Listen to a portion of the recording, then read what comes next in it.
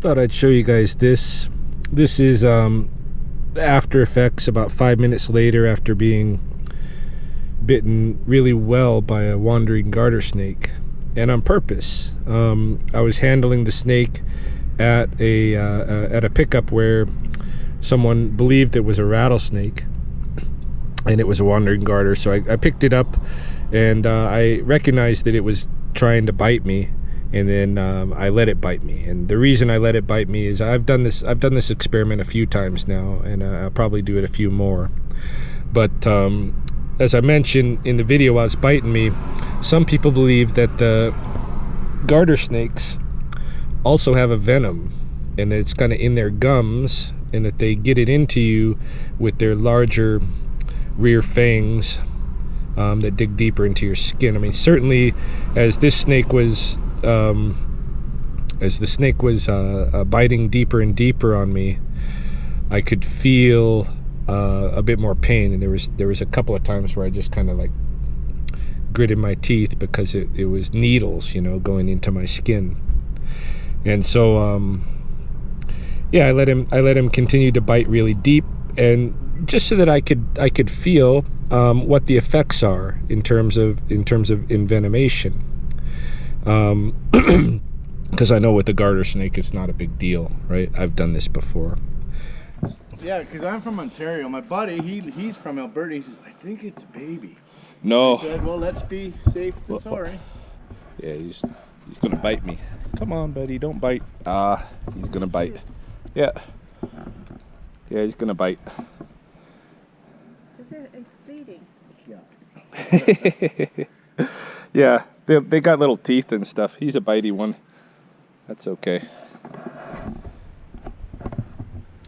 He's got this, some people think that they've got a little venom, like, that they've got these kind of like rear fangs. Yeah.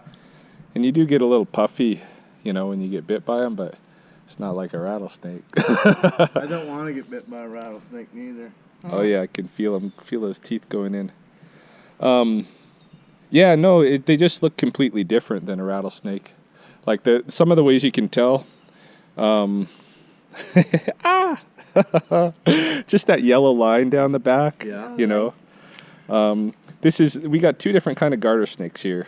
We got a wandering garter snake, which is this guy, and then we got a plains garter snake, and which has an orange stripe. Hey. So rattlesnakes don't have that stripe.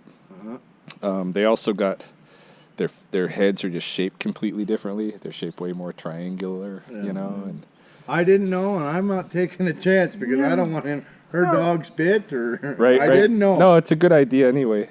You know, well, if you don't know snakes. Rattlesnakes in our backyard here, but we have to redo our chicken wire. Yeah. Yeah. Yeah. Anyway. Yeah, he's really hanging on. Yeah, no worries. I'm going to let him release himself. Yeah, the reason I don't pull away when he's biting like this is because his little teeth will just rip out, you know? Oh, okay. So how many rattlesnake calls do you call through a day? This summer it's been a lot. It's been a few every day, couple. Yesterday I had 2.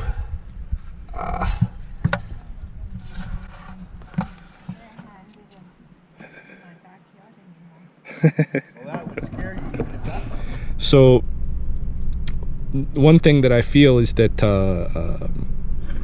I have a little bit of numbness in my finger, and it's swollen, hey?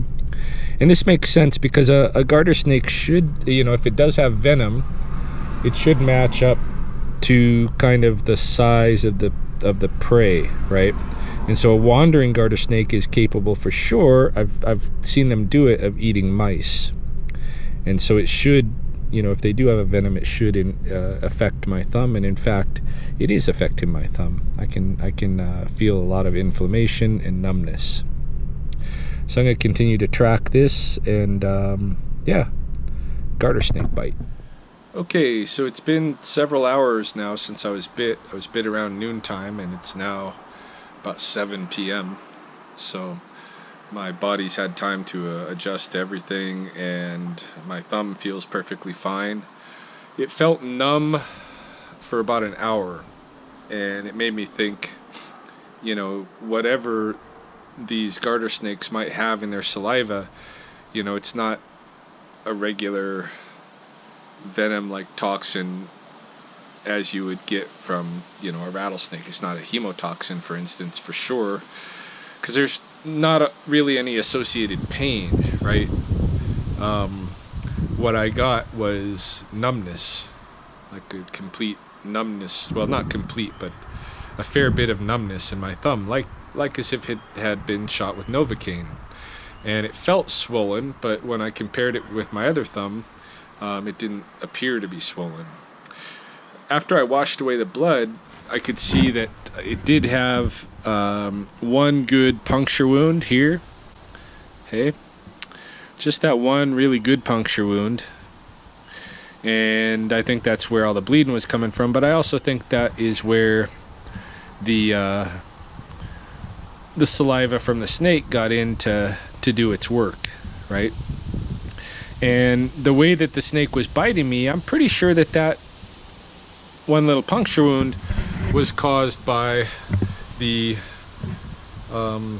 touted rear fangs, or at least the back teeth. But you know, it did feel a few times as it was bearing down on me. I felt some pain from it, you know.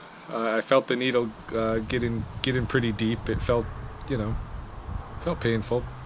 But that was it. Like, the pain didn't last. It's not like getting stung by a bee, even in terms of venom, right? But it did something different. It makes my thumb numb. So I think that's interesting in itself. And like I said, I've done this experiment at least a couple of times now. It's never planned out. It's just when I happen to be holding a bitey snake, and then I just have to relax and go with it and let the bite happen, and I use it as a test to kind of experiment and see, you know, what the sensation's like. So yeah, tonight, after all of that, my thumb, zero feeling of tingly or numbness or pain or anything. It's perfectly fine, and it was so probably wasn't feeling anything after about 2 hours. The most of the numbness was in the first hour. So that's what happened. I know, you know, it's just a garter snake, but it's fun to experiment.